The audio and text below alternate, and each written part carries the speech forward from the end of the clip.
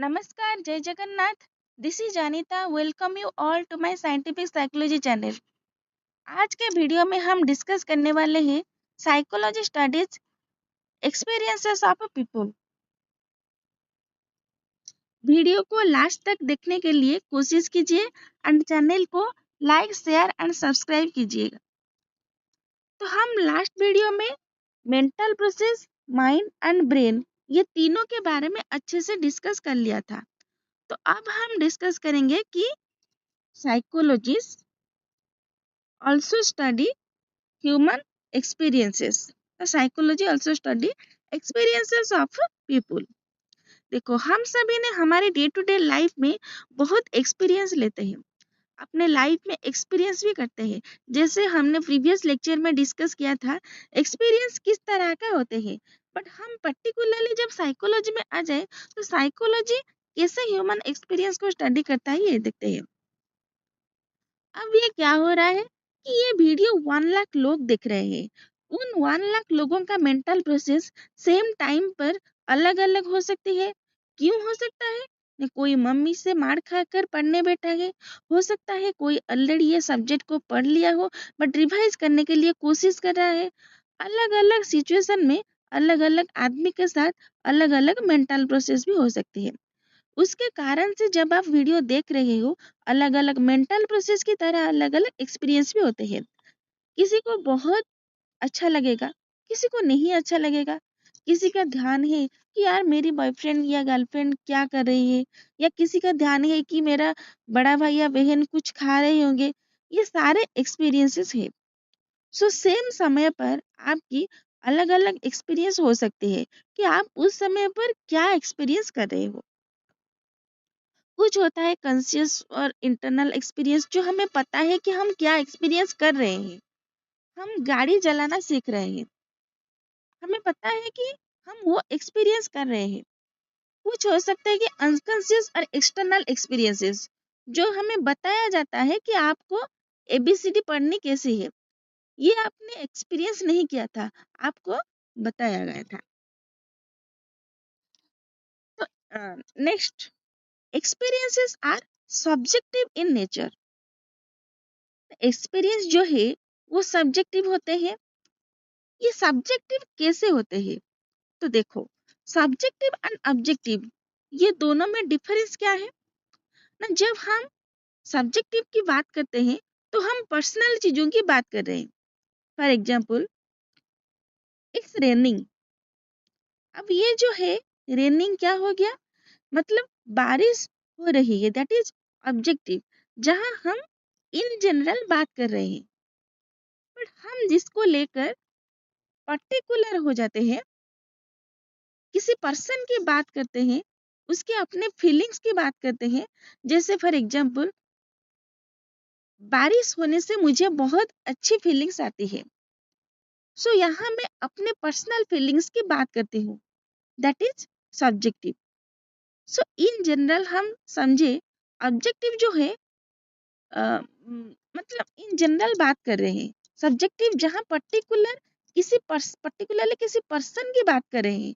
जब psychology experience को study करता है तब वो सब्जेक्टिव हो जाता है। we cannot we cannot directly observe or know someone else experience। हम किसी और के एक्सपीरियंस को नहीं समझ सकते। only only the experiencing person can be aware of behave can be aware of or be conscious of her his experiences।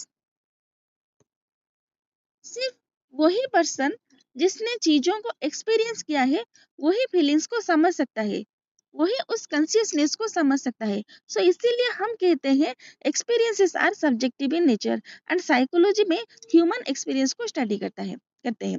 मान लो हम एक जगह घूमने गए थे, उस जगह का नेचर, एनवायरनमेंट, एटमॉस्फेयर, वहाँ का खाना, मस्ती, सब आपको बहुत अच्छा लगा एंड आपका फीलिंग्स, एक्सपीरियंस जब आप आकर किसी को बताएंगे तो वो सिर्फ सुन सकता है, समझ नहीं सकता।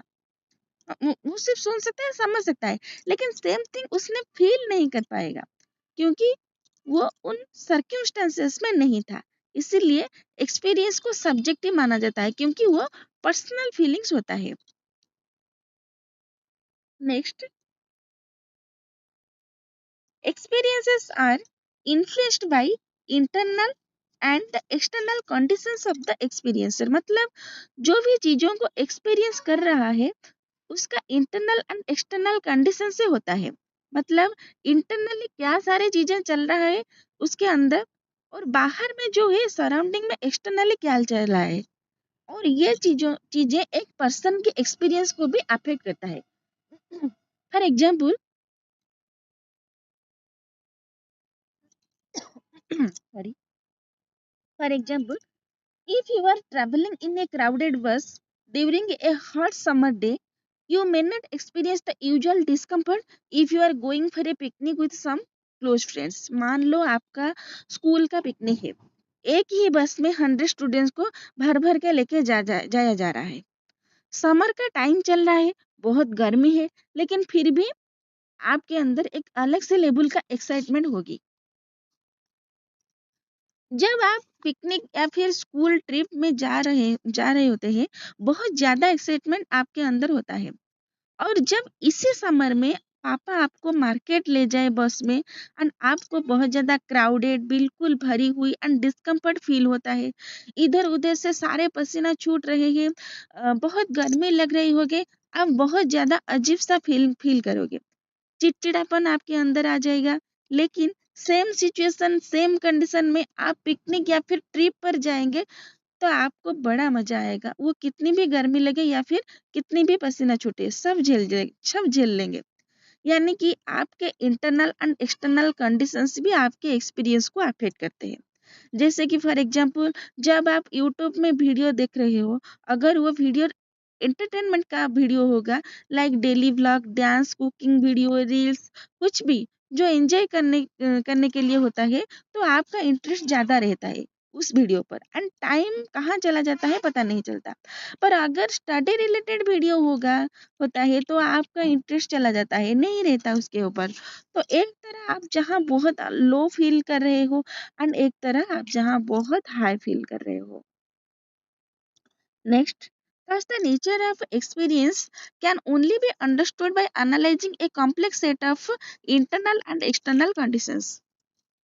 तो जब भी हम साइकोलॉजी में एक्सपीरियंसेस को स्टडी करेंगे, तो हम इंटरनल और एक्सटर्नल दोनों ही कंडीशंस को स्टडी करेंगे, कि उस पर्सन का इंटरनल कंडीशन क्या थी, उसके एक्सटर्नल कंडीशन क्या थी, और फिर उसके बाद में क्या ये सारे चीजों जो है फील करेंगे।